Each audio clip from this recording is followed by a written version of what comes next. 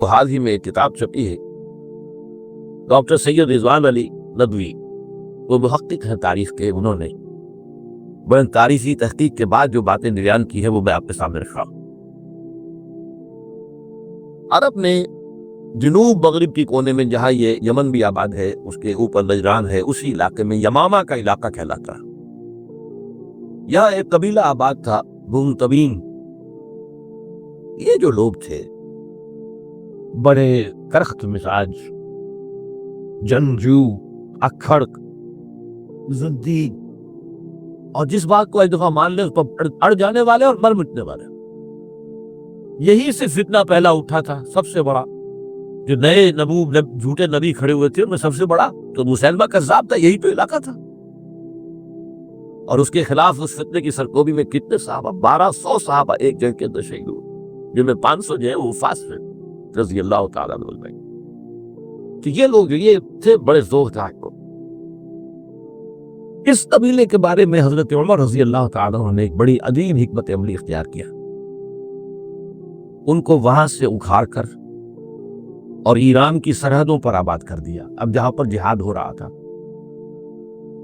تاکہ ان کے اندر جو یہ جنگجوئی ہے یہ اب اس مقصد کے لیے استعمال ہو، اب وہ دارالاسلام کی توسیع کے مقصد کے لیے استعمال ہو، اور وہ ہوئی۔ حضرت عمر نے 2 چھاؤنیاں بنائی تھی رضی اللہ تعالیٰ، کوفہ اور بصرہ، کیونکہ ظاہر بات ہے کہ اب جو اسلام کا دائرہ پھیل رہا تھا اور اسلامی حکومت پھیل رہی تھی، اور زیادہ تر جو ہے مشرق کی طرف پھیل رہی تھی، ایران اور خراسان وغیرہ کی طرف، تو مدینے سے اس کا کنٹرول اتنا آسان نہیں تھا، فاصلہ تھا، تو چھاؤنیاں بنائی تاکہ یہ اس سنگ کے اوپر یہ موجودہ مرکز رہے یا فوجیں موجود رہیں، کہیں کوئی بغاوت ہو تو اس کو کچلنے کے لیے وہ قوت فوری طور پر دستیاب ہو سکے۔ یہ لوگ ہیں کہ جو عبداللہ ابن سبا کی فتنے سے سب سے زیادہ متاثر ہوں۔ ان کی مزاج میں وہ کڑھی تو تھی نا، حضرت عمر بھی ان کا جو ایک مضبوط کنٹرول تھا انہیں دبائے رکھا ہے، اور ان کا رخ جو ہے ایک دوسری طرف موڑ کر اس سے اسلام کو فائدہ پہنچایا۔ لیکن اس کے بعد جب فتنہ جو آیا یہ عبداللہ ابن سبا، تو سب سے بڑھ کر یہی لوگ اس کے ناننے والے، اور یہی میں سے وہ لوگ تھے جنہوں نے جانیں بھی دے دی ہیں، جنہیں حضرت علی نے زندہ جلایا ہے، اس لیے کہ وہ کہتے تھے کہ علی خدا ہے۔ اے علی تم خدا ہو، تم ہمیں آگ میں جلا رہے ہو، یہ تو تم ہمارا امتحان لے رہے ہو۔ وَلَنَبْلُوَنَّكُمْ بِشَيْءٍ مِّنَ الْخَوْفِ وَالْجُوعِ وَنَقْصٍ مِّنَ الْأَمْوَالِ وَالْأَنفُسِ وَالثَّمَرَاتِ، اب وہ اس آیت کو اپنے اوپر منطبق کر رہے۔ تو یہ جو کس لوگ تھے، انہوں نے در حقیقت جو ہے عبداللہ ابن سبا کے کردار میں سب سے بڑا رول پلے کیا، اور انہی کے ہاتھوں حضرت عثمان شہید ہوئے رضی اللہ تعالی۔ اور اس کے بعد انہوں نے حضرت علی رضی اللہ تعالیٰ عنہ کو اپنے گھیرے میں لے لیا، کیونکہ انہی کی کثیر تعداد موجود تھی مدینے میں جب حضرت عثمان شہید ہوئے۔ اس کے بعد اب ظاہر بات ہے کہ کوئی نہ کوئی تو خلیفہ ہونا چاہیے تھا۔ حضرت طلحہ سے کہا گیا، انہوں نے معذرت کر لی، حضرت زبیر سے کہا گیا، انہوں نے معذرت کر لی۔ اب ظاہر بات ہے کہ حضرت علی آخر امت کو چھوڑا تو نہیں جا سکتا تھا بغیر امام کے، انہوں نے قبول کر، اگرچہ حضرت حسن روکتے رہے کہ ابا جان یہ ان لوگوں کی بیعت جو ہے آپ قبول نہ کی۔ حضرت حسن تو ان میں سے جو حضرت عثمان کے دروازے پر کھڑے تھے پہرے دار کی حیثیت سے، حسن اور حسین رضی اللہ تعالیٰ عنہ، انہیں تو معلوم تھا فتنہ جو کون لوگ۔ اس کے بعد حضرت علی رضی اللہ تعالیٰ عنہ نے اسی حکمت سے، جس حکمت کے تحت حضرت عمر نے یہ چھاونیاں آباد کی تھی، دارالخلافہ بھی مدینے سے کوفہ منتقل کر دیا تاکہ پورے عالم اسلام کو کنٹرول کیا جا سکے اس مرکز کے ساتھ۔ اس کا نتیجہ یہ نکلا کہ اب گویا کہ حضرت علی کے گرد ان لوگوں کا گھیراؤ مکمل، کوفے میں یہی تو آباد تھے، کوفی یہی تو تھے، حضرت عمر نے انہیں لا کے یہاں آباد کیا تھا۔ جب حضرت علی نے کوفے کو اپنا دارالخلافہ قرار دیا تو گویا کہ ان کا پھر عمل دخل بہت بڑھ گیا۔ ایک طریقے سے یوں کہا جا سکتا ہے کہ انہوں نے اب حضرت علی رضی اللہ تعالیٰ عنہ کو اپنے محاصرے میں لے لیا۔ چنانچہ جنگ جمل کے موقع پر یہ ہوا ہے کہ صلح ہو گئی تھی، حضرت عائشہ رضی اللہ تعالیٰ عنہ کے جو نمائندے تھے اور حضرت سے حضرت علی، صلح ہو گئی تھی، طے ہو گیا تھا کہ ہاں قاتلین عثمان کو جو ہے ان کو سزا دی جائے گی، قصاص لیا جائے گا حضرت عثمان کی قتل کا۔ لیکن ان لوگوں نے 10,000 آدمی کھڑے ہو گئے کوفے کے اندر، ہم سب قاتل ہیں عثمان کے، لو قصاص ان سے اگر لے سکتے ہو۔ جس کے نتیجے میں اور انہوں نے جنگ شروع کر دی. اور جب جنگ شروع ہو جائے تو پھر اس کے بعد تو کوئی نہیں دیکھ سکتا کیوں شروع ہوئی، کیسی شروع ہوئی، کس نے شروع کی. اب تو یا مارو یا مرو، دو ہی باتیں ہوتی ہیں. 10,000 مسلمان 1 لاکھ میں شہید ہوئے جنگ جمل. اب اس کے بعد حضرت علی رضی اللہ تعالیٰ عنہ کی خلافت جو ہے حضرت امیر معاویہ نے ماننے سے انکار کر دیا. جب تک قاتلین عثمان کو سزا نہیں دیتے ہم بیعت نہیں کریں. یہ نہیں کہ دعویٰ کیا ہو کہ میں خلافت کا حقدار ہوں، یہ نہیں، لیکن یہ کہ آپ کو ان کو سزا دینی چاہیے. اب یہ تھا وہ مخمصہ جس میں حضرت علی رضی اللہ تعالیٰ عنہ وہ فرماتے تھے تو میرا ساتھ دو تو میں ان قاتلین عثمان سے سزا جو ہے ان کو سزا دے سکتا. ادھر انہیں پتا تھا کہ میں سرنڈر کرتا ہوں تو مجھے علی تک تو پہنچنے کوئی نہیں دے گا، راستے میں ختم کر دیں گے رضی اللہ تعالیٰ عنہ. تو یہ پیچ تھا جو ایسا پڑا ہے. اب اس میں جب حضرت معاویہ اور حضرت علی کے مابین فیصلہ کن جنگ ہوئی، جنگ صفین جسے کہتے ہیں، جس میں 70,000 مسلمان ایک دوسرے کی تلواروں، تیروں، نیزوں سے قتل ہوئے. اس موقع پر حضرت معاویہ کی طرف سے ایک آفر آئی. قرآن مجید کو نیزے پر اٹھا کر لوگوں نے کہا کہ یہ خوریزی بند کر دو، ہم قرآن کا فیصلہ ماننے کو تیار ہیں.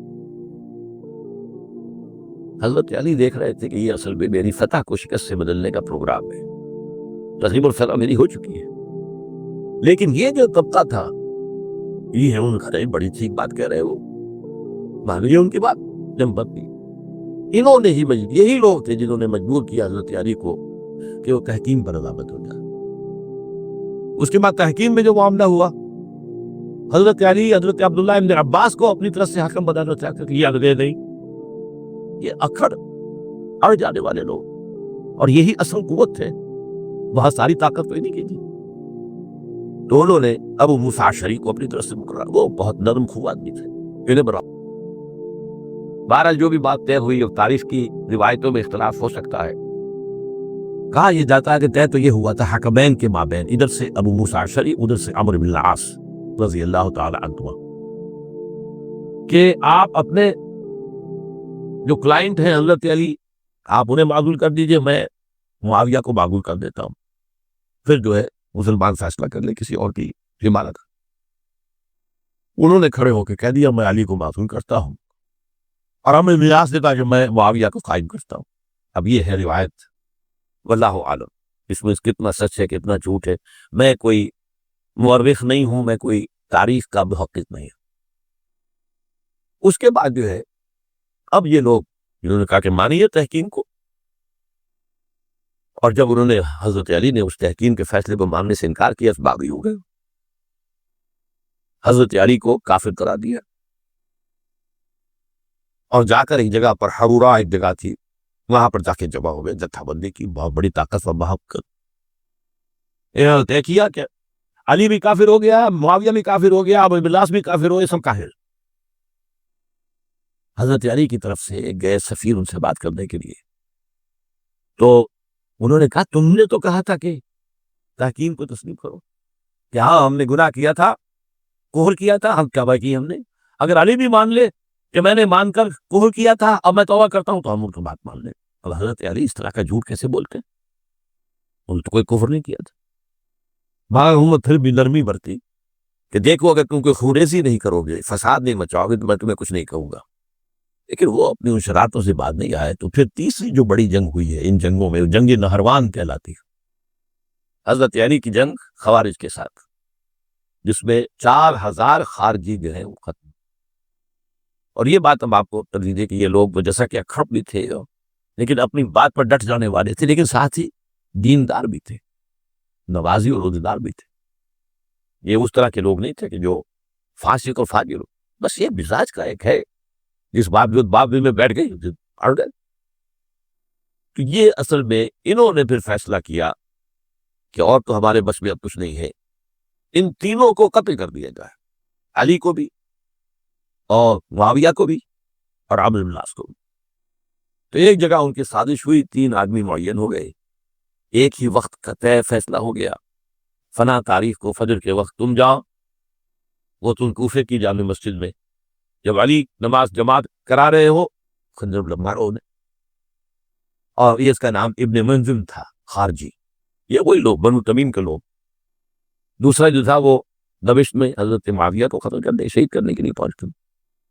تیسرا مصر پہنچ گیا حضرت عامر بن العاص کو۔ اب یہ بات اللہ کی طرف سے ہے، یہ تو اس کی مشیت ہے، اس کا فیصلہ ہے۔ حضرت علی پر وار کارگر ہوا، آپ شہید ہو گئے۔ حضرت معاویہ پر وہ وار ذرا اوچھا پڑا، زخمی تو ہوئے لیکن آپ کی جان بچ گئی۔ عمر بن العاص کو مسجد میں کسی باگوری کی وجہ سے، عذر کی وجہ سے فجر بھی آئی نہیں سکی، لہذا حضرت علی کی شہادت ہو گئی۔ اب یہ ہے اصل پس منظر، کن لوگوں نے کیا شہید، اصل میں وہ سمجھ لینے کی بات ہے۔ یہ خوارج نے شہید کیا، لیکن خوارج کا فتنہ سبائی فتنے ہی کا آف شوٹ ہے، اسی کے ذیل میں ہے، اسی کی ایک شاخ ہے، اسی کا ایک نتیجہ ہے۔ یہ خوارج جو ہے بعد میں بھی ان کی مسلسل جو ہے وہ جنگیں رہی ہے۔ بہرحال اس صورتحال کو یہ سمجھ لیجئے کہ یہ خلفائے ثلاثہ رضی اللہ تعالیٰ عنہ، حضرت عمر شہید، عثمان شہید، علی شہید۔ عجیب بات ہے کہ تینوں کا نام عین سے شروع ہوتا ہے، عمر عین سے، عثمان عین سے، علی عین سے، تینوں شہید ہوئے ہیں۔ لیکن یہ کہ یہ ہے تاریخی پس منظر۔ اب اس کے بعد میں صرف آپ کو چند اشارے دوں گا، میں نہیں چاہتا کہ اس سے آگے کوئی تفصیل سے گفتگو ہو۔ حضرت علی کی شہادت کے بعد لوگوں نے، جبکہ ابھی حضرت علی زخمی تھے، انتقال نہیں ہوا تھا، آپ سے پوچھا کہ ہم حسن کے ہاتھ پر بیعت کر لیں رضی اللہ تعالیٰ۔ آپ نے فرمایا نہ میں تمہیں اس کا حکم دیتا ہوں اور نہ روکتا ہوں، یہ تمہارا معاملہ ہے، عدل المسلمین ہے، مسلمان فیصلہ کر لے جس کو چاہے۔ چنانچہ حضرت حسن رضی اللہ تعالیٰ عنہ کے ہاتھ پر بیعت ہو گئی۔ اب معاملہ ٹھہرا حضرت حسن اور حضرت معاویہ کے مابین۔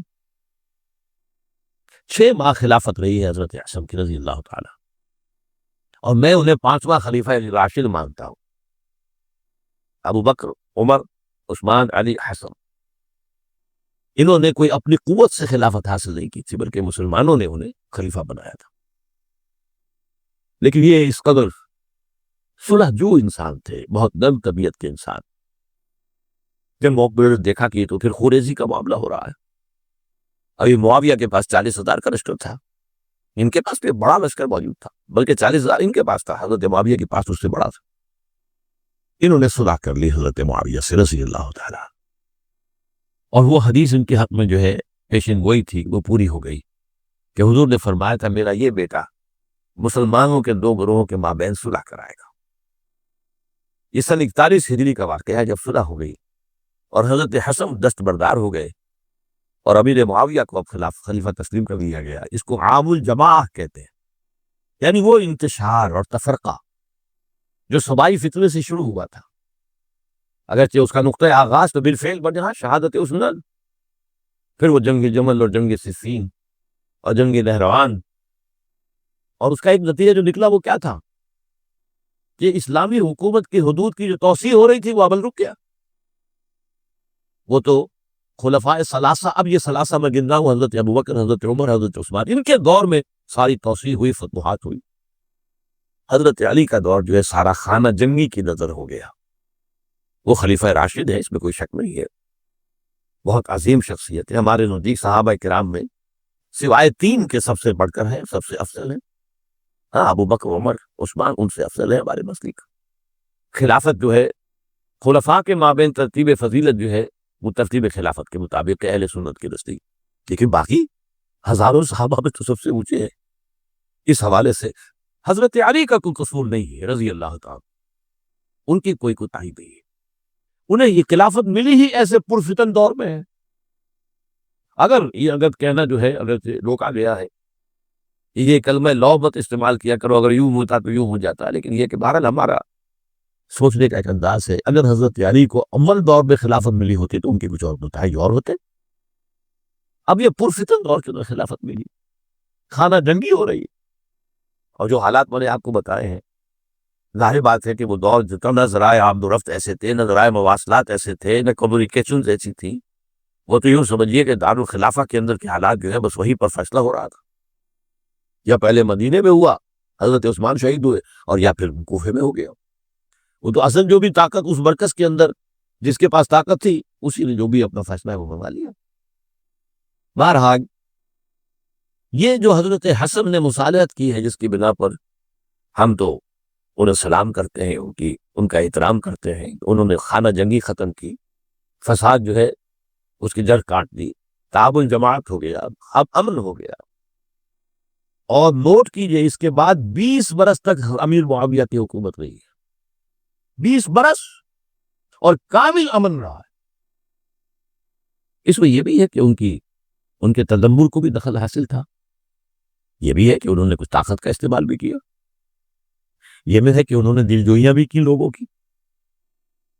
کو، جس کو ہم کہتے ہیں مؤلفۃ القلوب، جو زکوٰۃ کے مسائل میں شامل ہے، کچھ لوگوں کی اس کے شر سے اس کو روکنے کے لیے ان کو جو ہے کچھ زکوٰۃ میں سے پیسہ دیا جائے وغیرہ وغیرہ، مؤلفۃ القلوب، تعریف قلب کے لیے۔ بہرحال نتیجہ یہ ہے، تاہم یہ جان لیجئے کہ حضرت معاویہ صحابی رسول ہیں، ہم ان کو تسلیم کرتے ہیں، لیکن ان کی خلافت کو خلافت راشدہ ہم نہیں مانتے، اس لیے کہ وہ انہوں نے اپنی طاقت سے حاصل کی۔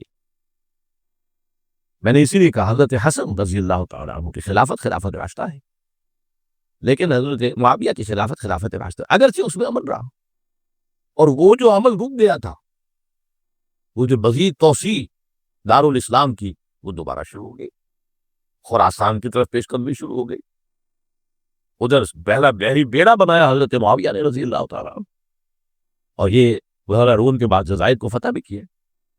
وہی کے زمانے میں مسلمان فوجی جو ہیں استنبول تک پہنچ گئی، قسطنطنیہ کی فصیل تک پہنچ گئے، اگرچہ فتح نہیں ہو سکا قسطنطنیہ اس وقت، تو بعد میں کئی سو سال بعد تو جو خلیفہ تھا اس کے ہاتھوں فتح ہو، محمد فاتح، لیکن یہ کہ بھارت پہنچ گئے تھے وہاں تک، یہ عمل بھی شروع ہو گیا۔ لیکن انہی لوگوں نے حضرت حسن کو گالیاں دی اس کام پر کہ تم نے صلح کیوں کری، امیر الکافرین کہا، امیر المنافقین کہا، اور انہیں خطاب یا آر المومنین، اے مومنوں کے لیے آر کی اور شرم کے باعث، اور ان کے خیمے پر حملہ کیا، اسے جلایا، ان کی جان کے ڈر پہ تھے کہ تم نے صلح کیوں کی۔ یہ اکثر لوگ، یہ لوگ، اس کے بعد میں صرف اشارہ کر رہا ہوں، یہی لوگ تھے اصل میں جو 20 برس کے بعد پھر جو حادثہ سانحہ کربلا ہوا ہے، اس کا مین کردار یہ تھا۔ صرف چند جملے اس وقت کہوں گا، سانحہ کربلا پر میرا کتاب جو موجود ہے وہ آپ پڑھیے۔ حضرت معاویہ رضی اللہ تعالیٰ عنہ کو مغیرہ ابن شعبہ ایک بزرگ صحابیوں میں سے تھے، انہوں نے مشورہ دیا کہ دیکھیے آپ کی خلافت سے پہلے 4 برس تک خانہ جنگی رہی، 1 لاکھ کے قریب مسلمان ایک دوسرے کی تلواروں سے ختم ہو گئے۔ اب اگر وہ زمانہ گزر گیا، کبار صحابہ تو فوت ہو چکے، بڑے صحابہ تو گئے، اب تو یہ 9 مسلم جو فتح کے بعد ایمان لائے یا اس کے بعد ایمان لائے جبکہ سورہ توبہ کی آیات نازل ہو گئی، اور تو یہ لوگ، یا پھر اب نئے لوگ جو مفتوحہ علاقے میں ایمان لا رہے، مسلمان ہو رہے، لہٰذا اب وہ جو مسلمانوں کا ایک نظام خلافت راشدہ کا تھا، اگر اس کے پیچھے کسی مضبوط قبیلے کی طاقت نہ ہو تو وہ برکزیت قائم نہیں رکھ سکے گا، لہذا آپ یزید کو اپنا ولی عہد مقرر کرتے۔ حضرت معاویہ کچھ رہے متردد، لیکن بعد میں ان کی سمجھ میں یہ بات آ گئی۔ یہاں یہ نوٹ کر لیجئے کہ میں یا آپ حضرت معاویہ کے فیصلے سے اختلاف کر سکتے ہیں، ان کی نیت پر حملہ نہیں کر سکتے، وہ صحابی ہیں، الصحابۃ کلھم عدول، ان کی نیت یہی کہ بس کیا سمجھی اس میں کہ وہی امن جو ہے وہ برقرار رہے۔ اس وقت جو ہے کچھ تھے ہمارے جو اس وقت اگرچہ وہ صغار صحابہ میں شمار ہوتے تھے، لیکن اب وہ کبار تھے، وہ کھڑے ہو گئے کہ آپ یہ کام غلط کر رہے ہیں، یہ قیصریت اور کسریت جو ہے اس کا آغاز کر رہے ہیں۔ اور یہ کون لوگ تھے؟ اب دیکھیے ترتیب، ابو بکر کے بیٹے عبد الرحمن، عمر کے بیٹے عبداللہ ابن عمر، عباس کے بیٹے عبداللہ ابن عباس، زبیر کے بیٹے عبداللہ ابن زبیر، علی کے بیٹے حضرت حسین۔ حضرت حسن فوت ہو چکے تھے کیونکہ یہ عین وسط میں ہوا واقعہ، 20 سال کے درمیان 10 سال حضرت معاویہ کی حکومت کو شروع ہوئے، 10 سال اس کے تھے۔ میری جو تحقیق ہے یا مطالعہ اس کے مطابق تو یہ ہے کہ حضرت عثمان نے مصلحت سے، حضرت معاویہ نے مصلحت سے کام لیا اور ان پر جبر نہیں کیا، لیکن انہی ندوی صاحب نے کچھ لکھا ہے کہ بالجبر بھی ان سے بیعت لے لی بیعت ولی عہدی. مجھے اس سے اختلاف ہے. یہ حضرات ایسے نہیں تھے کہ جو بالجبر بیعت کرنے والے ہوں. میں اس کو ماننے کو تیار نہیں. بہرحال یہ میرے نزدیک حضرت معاویہ نے جبر نہیں کیا، زبردستی نہیں کی. لیکن جب حضرت معاویہ کا انتقال ہو گیا، اب جو ہے معاملہ یہ پیدا ہو گیا کہ اب بیعت کریں نہ کریں تو پھر جو ہے باری شمار ہو گئی. عبد الرحمن ابن ابو بکر رضی اللہ تعالیٰ عنہ وہ فوت ہو چکے تھے. اب 4 رہ گئے تھے.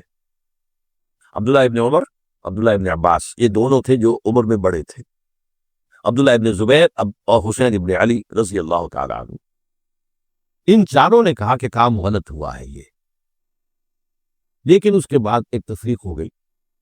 یہ جو دونوں بزرگ تر تھے حضرت عبداللہ ابن عمر، عبداللہ ابن عباس، ان دونوں نے کہا کام تو غلط ہے لیکن ایسا نہیں ہے جس کی بنا پر خون ریزی کرائی جائے، مسلمانوں کا خون بہے، بغاوت کی جائے. ایسا مطلب یہ کہ اس کے اندر مصلحت کا تقاضا یہ ہے کہ اس وقت جو ہے اس کو تسلیم کر دیا جائے.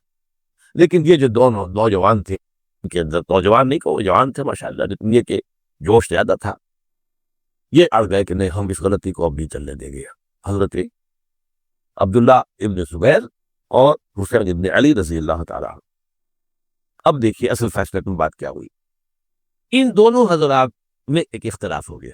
حضرت عبداللہ ابن زبیر کا کہنا یہ تھا کہ یہی مقیم رہی ہے مکے میں اور یہی سے جو ریزسٹنس موومنٹ ہے وہ شروع کی جائے بنو امیہ کی حکومت کے خلاف. ادھر سے کوفیوں کے خطوط چلے آ رہے تھے حضرت حسین رضی اللہ تعالیٰ. آپ آئیے ہم آپ سے بیعت کریں گے. حضرت حسین نے اپنے بھائی چچا بھائی مسلم بن عقیل کو بھیجا. ان کے ہاتھ پر 10-12 ہزار کوفیوں نے بیعت کر دی حضرت حسین کے.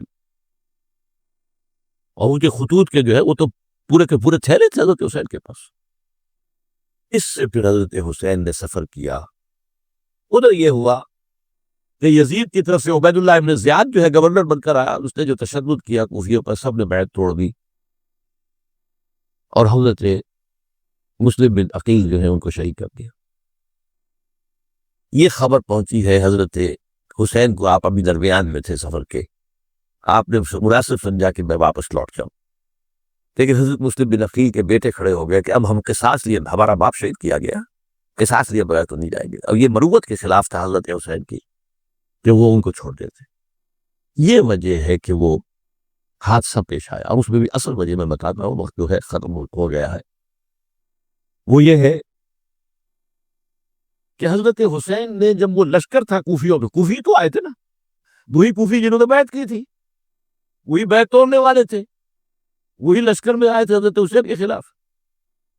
حضرت حسین نے وہاں میدان جنگ میں اعلان کیا، دیکھو فلاں ابن فلاں، یہ تمہارا خط ہے کہ نہیں، تم نے مجھے بلایا. دیکھو فلاں ابن فلاں، تم نے مجھے دعوت دی تھی کہ نہیں. یہ دیکھو میرے پاس تمہارے خطوط جو ہیں تھیلے بھرے ہوئے موجود ہیں. اب انہیں اندیشہ یہ ہوا کہ اگر حضرت حسین کو کسی طرح بھی یزید تک پہنچ جانے دیا گیا تو ہمارا جو ہے بالا پھوٹ جائے گا، پھر ہماری خیر نہیں. ورنہ حضرت حسین نے کہا تھا دیکھو یا مجھے واپس جانے دو یا مجھے سرحدوں کی طرف جانے دو، میں کفار کے ساتھ جہاد کرتے ہوئے اپنی زندگی صرف کر دوں گا، یا مجھے یزید کے پاس جانے دو، میں اس کے ساتھ اپنا معاملہ کر لوں. انہوں نے کہا کہ اگر یزید تک ان کی رسائی ہو گئی تو پھر ہماری خیر نہیں.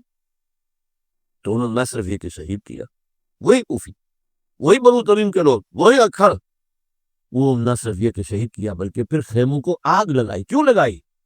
تاکہ وہ جو ڈاکومنٹری پروف تھا ان کے خلاف وہ ختم ہو جائے، ورنہ آگ لگانے کی کیا ضرورت تھی.